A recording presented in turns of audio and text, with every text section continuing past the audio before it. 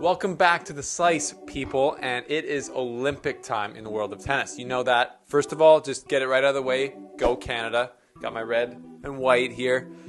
I'm cheering Go Canada, which means basically Felix and Leilani Fernandez are the only Canadians in the singles draws. So we're going to break down the draws here.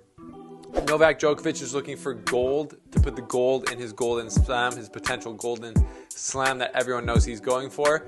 And two-time defending champ Andy Murray is in tough, playing our guy Felix Auger-Aliassime in the first round. So we're going to take a look at the draw. We're going to break down the matchups, some of the spicy first-round matchups, and we're just going to break down the entire 2020 Tokyo Olympics happening in 2021 tennis draw.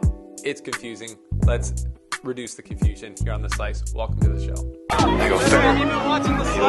We're coming at you from the Delray Beach Open, Miami Open, down the grounds of India Wells. We are here with the man, Niels Raunet. Welcome to The Slice. Well, thanks for being back here, folks. It's been a little break since Wimbledon. Novak Djokovic getting his 20th Grand Slam. Amazing. We're at 2020. I never thought I'd see the day, like I've said. This video is sponsored by the Sports Letter. What's the Sports Letter, you might be asking? Well, it's a newsletter that you actually want. So I'm scrolling the Sports Letter right now, and what it is a distilled sports news recap from the day before, sent straight to your inbox every morning. It's the sports news that you actually care about, sweetly summarized. It's about a 4-minute read, and it just gives you everything you need to know from the day before, like what happened. And it's a really good way to just catch up on the sports world. I've been reading it, and I've been loving it. There's also contests. So if you just sign up for the Sports Letter, you get it to your inbox, and you have a chance to win tickets, merch, other things like that. And the cost of it, it's free. So sign up for the Sports Letter in the link below and just get better knowledge about sports. It's like a no-brainer. Well, thanks for being here, folks. As I said, new things happening at The Slice. Check out our most recent Heat on the Feet, hosted by Julian, about the Roger from On Running, the shoe design for Roger Federer. Is it a flop or is it a must cop? That's what we go over in this video. So thanks for checking that out. Subscribe, like this video, turn on notifications, helps out the channel, and we appreciate you being here. Now, the draws of the Olympics. I didn't know exactly when it would come out. It's like in Japanese time. I'm not even sure how I'm going to watch the Olympics, but what I do know is that it's going to be a great tournament. The level of competition is pretty good. It's, Federer, Djokovic are obviously not there. Dominic Thiem's not there. He's injured. So it's almost like a tough ATP 500, kind of fairly easier Masters 1000 if you're looking at just the draw. But a lot of the top contenders on hard courts at this point in their careers are playing. Obviously, Djokovic is the main attraction. He's the number one player in the world, and he's the favorite. But we got guys like Medvedev, who's arguably the other best player on hard court in the world, Zverev, Rublev, Tsitsipas. So it's a great field. It's going to be a great tournament. Typically in the past, in 2012, we saw this. In the final, it's a 5-set match, while all the other matches are 3 sets. This year, it'll be 3 sets throughout the tournament. So I think that actually makes it tougher for Novak Djokovic, because definitely every other player in the draw has a better chance against him in 3 sets than they would in 5 sets. We've seen that, obviously, in the slams so far this year, with him winning all 3. It's absolutely crazy. So let's look at his draw. Novak Djokovic is on the top, obviously, number 1 seed. He's got Hugo Dellien in the first round, and then Jan-Lennard Struff in the second round. That could be a tough one if Jan-Lennard really starts bombing it, but obviously Djokovic can handle the bombs. We all know that. And then he's got Alejandro Davidovich Fokina possibly in the third round, and then it starts getting really tough. Not that Alejandro Davidovich Fokina is not tough. He can be very tough, obviously. So it goes Rublev quarterfinals if he makes it there. It's the same as at Wimbledon, but he didn't make it there. Then Zverev if he makes it there, and then Medvedev if he makes it there. So if that were the case, him going all 3 of those guys, quarterfinals, semifinals, finals, that's a tough draw, and that's not easy for anyone. He's definitely the favorite, but like I said, all the players have a better chance against him in 3 sets. He has never played his best at the Olympics. I know Juan Martín del Potro has beat him twice in 2012 and 2016. We all know in 2016 he left the court in tears, so he obviously really wants this medal. I think mostly for him and for his country, but then also for his Golden Slam opportunity, because he didn't need to come here and play this. Obviously, it would have been good to get some rest before the American hardcourt swing in the U.S. Open, but he's basically just going straight Wimbledon. He's going French Open, Wimbledon, Olympics, hardcourt season in the U.S. So a lot of tennis for Novak, but he's the number 1 player in the world and one of the fittest players for sure, so he can handle it. we think. The court speed is going to be very interesting to see what the courts are like here. Is it going to be fast? Is it going to be high bouncing? Is it going to be slow? We'll see. It'll be weird with no fans, though. I know that. It will not feel like the Olympics, but hopefully we still get some epic, kind of country patriotism, etc. with that. Number 2 seed, Daniil Medvedev. He's got an interesting route as well. He's got Bublik in the first round. He's got Denis Istomin, then Fabio Fognini, and then possibly Pablo Carreño Busta, then Tsitsipas, and then Djokovic. So arguably he's got an easier route to the final than Djokovic, but they're both, I would say, the massive favorites to make it there. Medvedev loves the hard courts. He loves winning in 3 sets. The last time he played Djokovic on a hard court was in Australia in 5 sets, and he lost there, but he beat him, I think, the 2 times before that on hard court.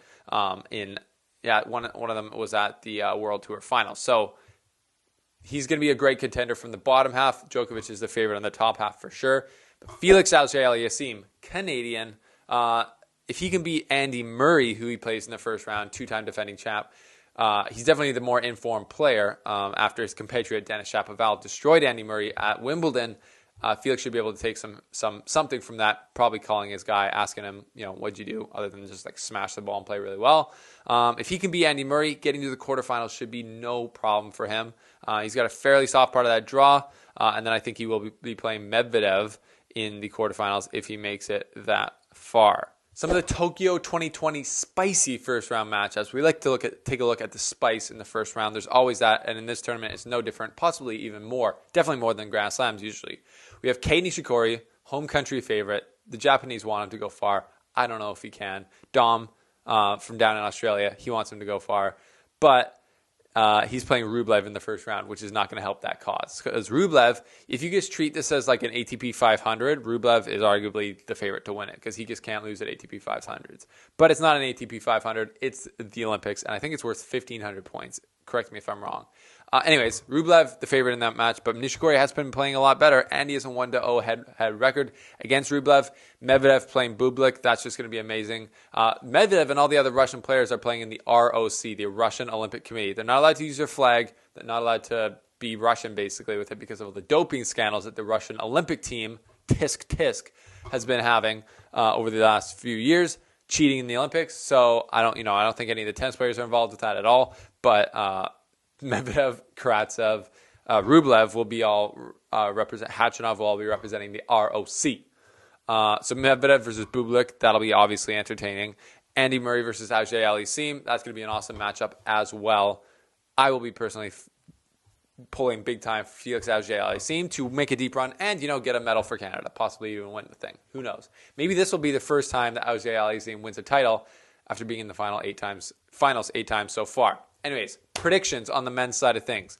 Gold, Novak Djokovic. You have to back him at this point. He's the hardest man in tennis to beat, and I guess I could see that happening. Definitely, I saw it happening a lot more here than I did at Wimbledon. Wimbledon was basically a shoo-in, but he has a pretty tough draw here. But I think he'll play Medvedev in the final and beat him. So silver would be to Medvedev, and I think bronze will be Zverev. He'll probably play Tsitsipas. That would be amazing if the top 4 seeds made it to the final. But it'll also be awesome to have some type of Cinderella story. Maybe someone from like Denis Istomin from Uzbekistan will just come out of nowhere to win, like Monica Puig did for Puerto Rico back. I think it was in 2016. So you never know. That's what the Olympics are for. They're special, and it's a good time. On to the women's side, Leilani Fernandez, the lone Canadian, just like Felix is on the top or in the men's, plays Diana Yastremska from Ukraine in the first round. Winnable match for her, definitely. She could play Barbara Krejcikova in the second round. So she's got a little, it's the Olympics. Everyone's going to be good. She's young. She's got firepower. She's got game. So I think she can get through a few rounds, and I hope she can make a deep run. That would be amazing to see for Canadian tennis. Obviously, Ash Barty and Naomi Osaka both in the draw, obviously top and bottom, 1 and 2 seeds. Who's the favorite? Naomi Osaka on hard court is the best player in the world for sure. Won the Australian Open this year. Ash Barty, though, just won Wimbledon, and she's looking totally informed. So it's going to be interesting. I don't know who has an easier draw. It looks almost like Ash Barty does a little bit more on the top, but who really knows? What's your prediction for the women's draw? What's your prediction for the men's draw? Is Djokovic a shoo-in? What's going to happen? Let me know down in the comment section below. And thank you to the Sports Letter for sponsoring this episode of The Slice. Check out the link below to sign up for that. Also, thanks to Courtside Sports. You can get any brand new tennis rackets, brand new shoes for 10% off using our code. At Bear Mountain, we have some more vlogs coming out from our home court there at the club. Thanks, folks. It's Olympic time on The Slice. I'm excited to get into this tournament. I'm going to figure out how to watch it, see what time I have to wake up to do that, and we're going to get it done. But I'll be covering it for you here from the Slice Studios. New paint job in here as well. What do you think? And I'm happy that you're here. Thanks for supporting us. We'll see you again here soon on the channel.